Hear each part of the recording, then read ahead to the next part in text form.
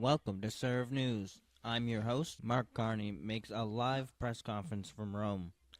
Nobody really knows why or what he's doing there, but it's failing at best.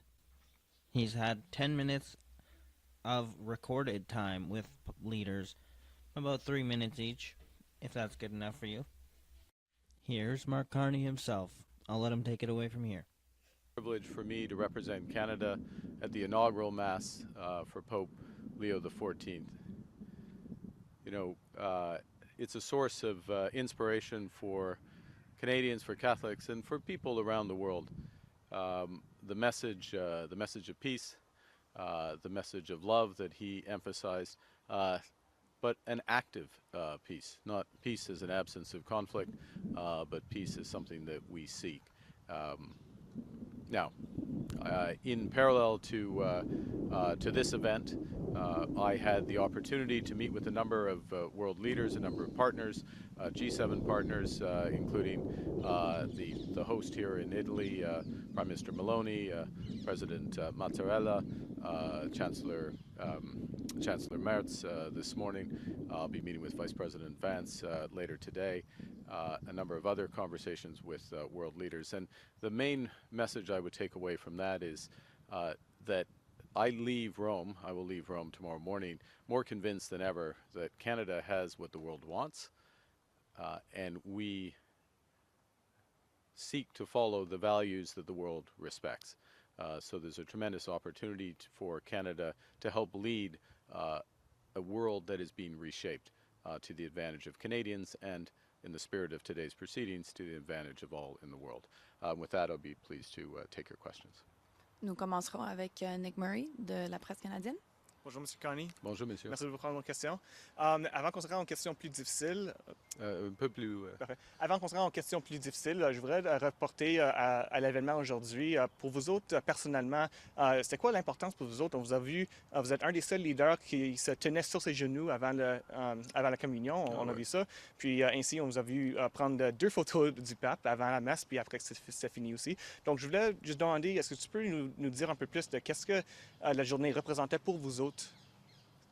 Pour moi-même, Oui. ou pour les autres? Pour vous autres. Pour moi, je suis catholique et c'était une messe et ce moment d'une messe, on fait ça. C'est normal, comme le Premier ministre d'Australie, il y a quelques autres qui ont fait ça. Alors, But take your photo out and take a picture of the Pope. Obviously, a very important and historic day for you. Again, I would note that virtually everybody took a picture of the Pope that was around me, who were prime ministers and others. It's an important day. It's an interesting day. It's funny. I'll make a comment. I know you're asking a serious question, but what strikes me, and it struck me there as well, is that world leaders, heads of government, virtually without exception, take pictures. They take selfies. A number of world leaders came up to me and asked for a selfie that they took themselves, and this is our culture today. Évidemment, on était dans un endroit historique aujourd'hui au Vatican. Il y a une place au Canada qui est ainsi historique, le 24 Sussex. Je me demandais, c'est quoi votre plan pour 24 Sussex? C'est quoi votre préférence à faire avec la propriété? Alors c'est une décision pour la commission du capital national, mais je crois que c'est pas pour moi. Alors c'est une question pour la nation du Canada. Et je ne suis pas à l'aise avec la maison du Canada, en effet, la maison du Canada. Et il faut régler cette situation. Il y a des idées, par exemple, il y a des idées de M. Harper et puis de M. Chrétien, les deux, de renouveler le 24 Sussex pour les prochains premiers ministres, pas pour moi. Pas pour moi, absolument pas pour moi, mais pour les prochains premiers ministres. C'est intéressant, mais on peut avoir une conversation sur cela. Mais pour le moment, nous avons d'autres priorités comme gouvernement. Alors, ce n'est pas un enjeu pour aujourd'hui, pour 7 mois, pour cette année, et probablement pas un enjeu pour ce mandat. Alors, merci. Prochaine question. Bonjour, M. Carney. Bien, vous l'avez dit, vous êtes catholique pratiquant. Comment votre foi et ce nouveau pape vont influencer votre mandat comme premier ministre? Il n'y a pas une seule influence, c'est d'être un politicien dans ce moment. C'est une question de la service. Je crois que j'ai une obligation, une responsabilité de rendre la service pour le Canada. Mais n'importe impact sur les politiques du gouvernement. In English, please. Okay. Who would like it in English, please? I can All ask it. together. Yes. My faith. The only influence it has in terms of my political life is the fact of my political life. In other words, I feel because of that responsibility, a sense of service, which is one of the reasons why I put myself forward. It does not have an influence on the politics, or the policies, I should say, the policies that the government follows. Et M. Carney, on a été surpris cette semaine d'apprendre que vous ne déposeriez pas de budget. Pourquoi? Il y aura un budget, madame. Non, oui, je sais qu'il y aura un budget à un moment donné, mais en tout cas, pas à court terme et pas d'ici à ce que la Chambre quitte pour les vacances. Pourquoi avoir pris cette décision-là? Ouais. Alors, d'ici à la fin de cette session du Parlement, il n'y a que 3 semaines, OK? Et il y aura des initiatives législatives très importantes pour le gouvernement. Il y aura un discours de trône dans 10 jours, 12 jours probablement, et on va les énumérer, les priorités pour le gouvernement pour la première période du Parlement. Et par exemple, et pour des gens qui suivent mes discours, ma campagne électorale, la campagne du Parti libéral, c'est clair, les priorités à court terme. C'est une économie canadienne, alors des initiatives du gouvernement de rendre les politiques à l'échelle fédérale de soutenir une économie canadienne. C'est un exemple. Il y a d'autres exemples, par exemple la réduction des impôts pour la classe moyenne. Mais en ce qui concerne, il y aura un budget. Il y aura un budget en automne. Soyons clairs, il y aura un budget en automne. In English, please. There'll be a budget in the fall. In the short term, it's a very short parliamentary session that is coming up. The speech from the throne is on the 27th, as people know. The House is due to rise under the House's rules by the 20th of June, so it's really 3 weeks.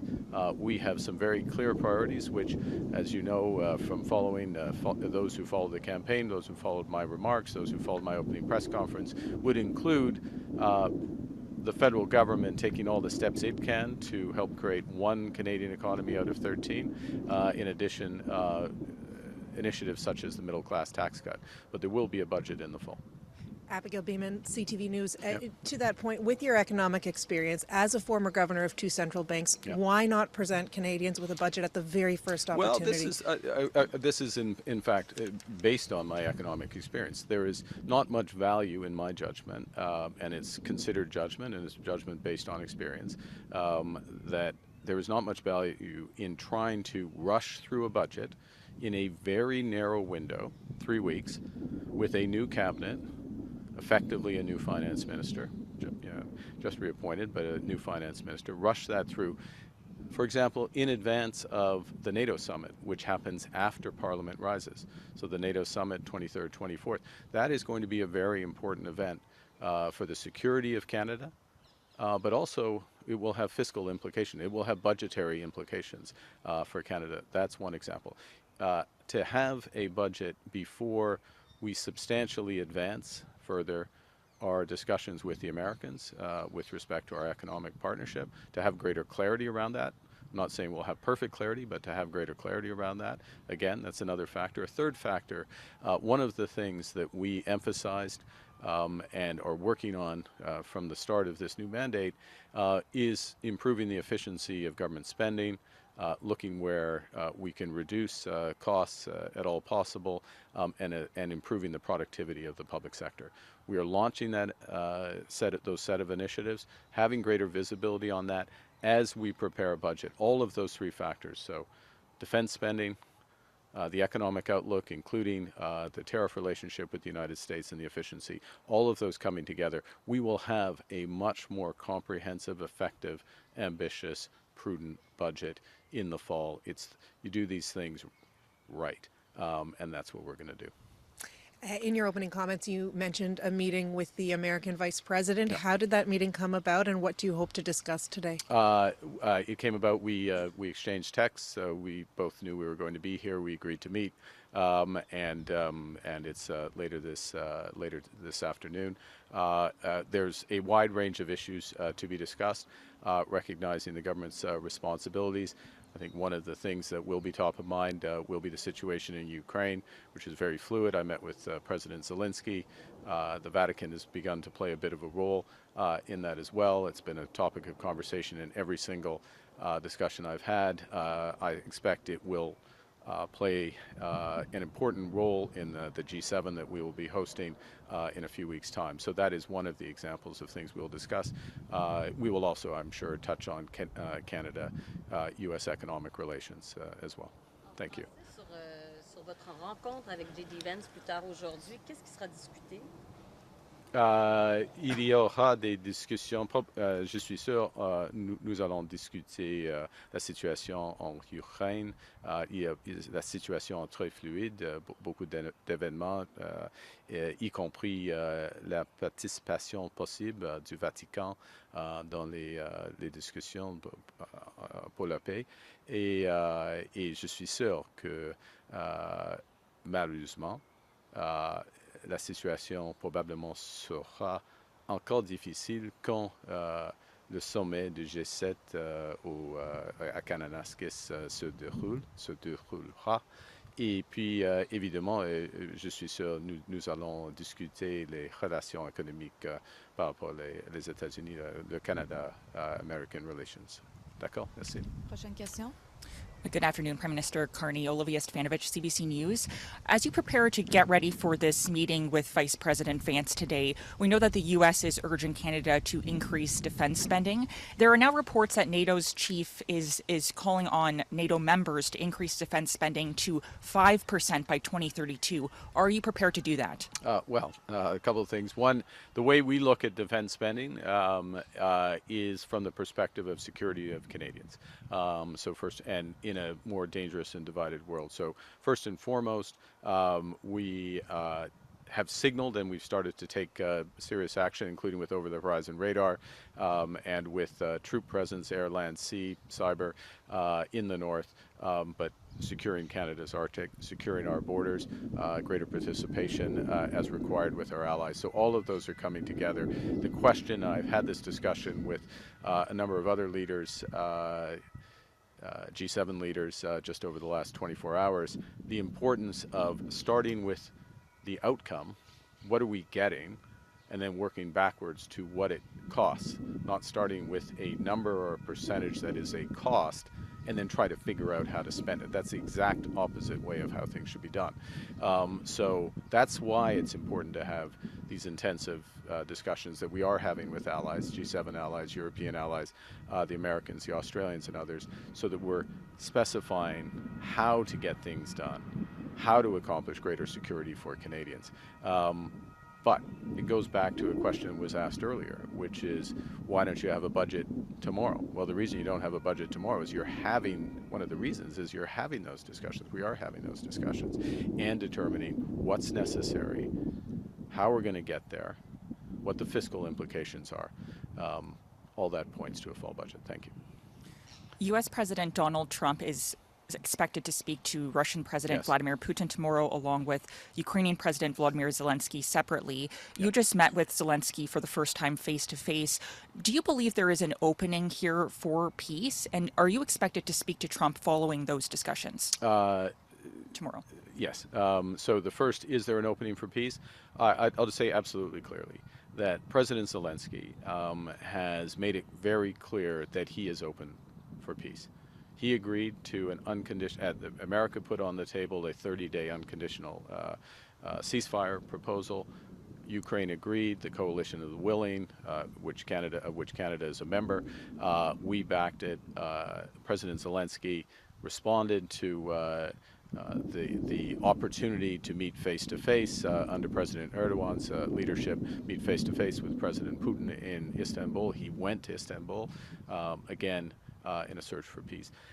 So he's demonstrating the willingness to do that. He absolutely has our backing. There is a path for peace. The obstacle to peace is Putin. The reason we have a war is Putin. The obstacle for peace is very clearly President Putin and Russia's aggression.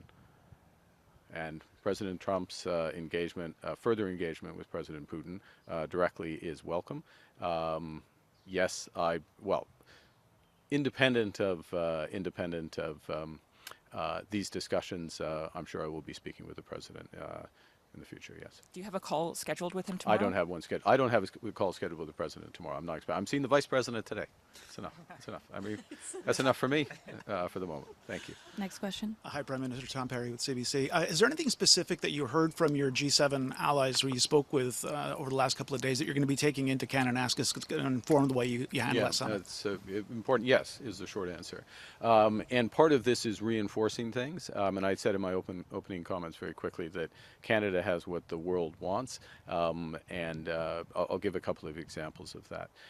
There is a very high emphasis that's being placed on energy security, security of critical minerals, security of, I'll call it the intelligence complex, but basically in and around AI, which includes energy, but chips, where data centers, intelligence infrastructure is located, how information is shared and beyond. There is a big focus in and around all of that, and how we are natural partners in developing all aspects of that, and to turn those concepts into very concrete, sustained realities.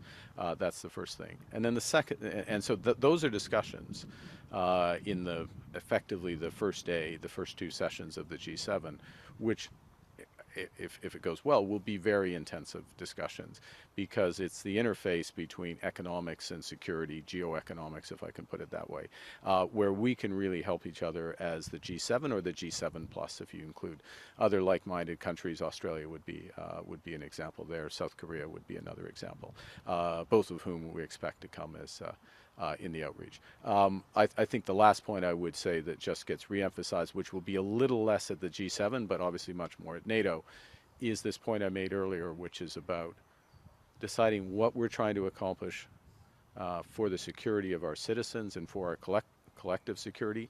How do we take the lessons of these terrible wars that are going on, but there are lessons from them about accomplishing security in a way that delivers that security, and then determining how much that costs and how much we should spend, as opposed to inverting things, picking a number, and trying to go on a shopping list in order to fill it. We're never going to do that in Canada, and I'm pleased to see that our partners think the same way.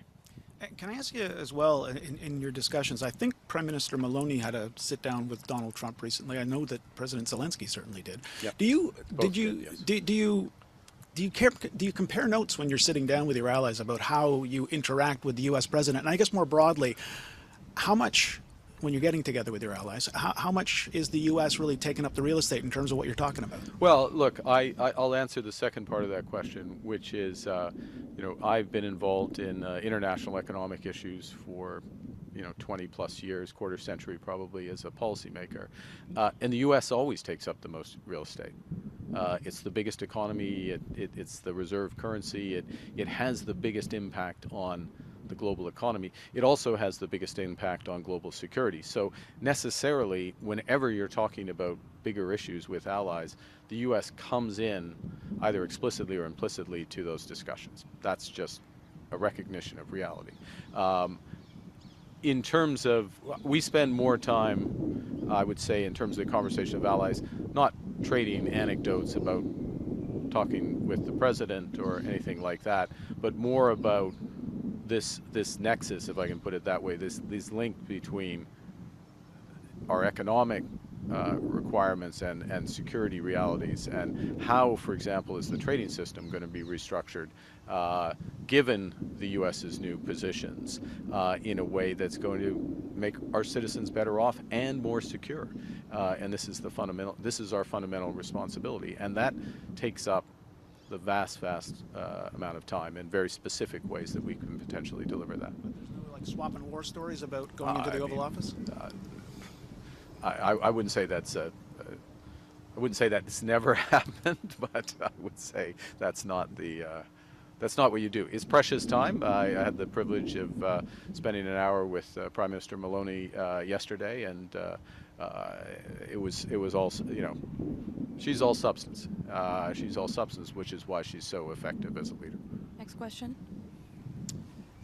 Hi, Mr. Carney. Mackenzie Gray with Global News. Do you want house prices to go down in Canada? I want house prices to be more affordable for Canadians. And let me explain that. It means a number of things. One, in the very short term, it means getting specific costs out of the price. So for new home buyers, as many people know, and I want everybody to know this, cutting GST on homes, new homes, and ensuring that particularly younger Canadians get the benefit from that. So that's the first thing. The second thing we want is to strip out, and we will do, put in place measures so to strip out, in fact, half the development charges for construction on homes. So again, another measure that in the near term will lower the cost of new term homes, and those lower costs should be passed on to home buyers. The third thing we think needs to happen, and we'll do at scale, is to help develop a much more efficient home building industry in Canada on a path to a broader doubling of the rate of home growth in Canada. So all of those factors are going to help to improve affordability. The exact level of house prices, of course, is going to be a function of a variety of factors, including where incomes grow. But the key is that we're building new homes, and the purchase of new homes becomes less expensive, without question. I just want to figure out where you are, because I didn't hear yes or no there. We did hear yes or no from Gregor Robertson, though. He said no. So where do you stand on that? Well, it's not first off, it's not a yes/no question. It's not a yes/no question. It was for him, though. Well, I'm answering the questions right now, if I can. Because it's a question which relates to different time horizons, and it relates to different houses. So we are cutting GST on new homes. Okay. So that affects the price of new homes. That affects the cost, is a better way to put it. The all-in cost for people. It's up to $50,000 savings on the average home price. A little more than that, actually, if you look at the greater Toronto area. So there's significant savings for people. Measures to reduce development charges over the course of the next 5 years. For the next 5 years, cut those development charges in half. Those lower the cost for those homes that are built over the course of the next 5 years. Those savings will be passed on to people. The overall level of housing prices, though, is not so that amount of activity is not enough necessarily to affect the overall level of house price. It does affect those types of homes and people who can buy those types of homes. Once we increase, as a country, the rate of home building, then that is going to make home prices much lower than they otherwise would be. But that's a medium-term effect, and so that depends where house prices would have otherwise been at that point. So, look, the economy. It'd be lovely if we could always give very simple yes/no questions, up/down answers to economy.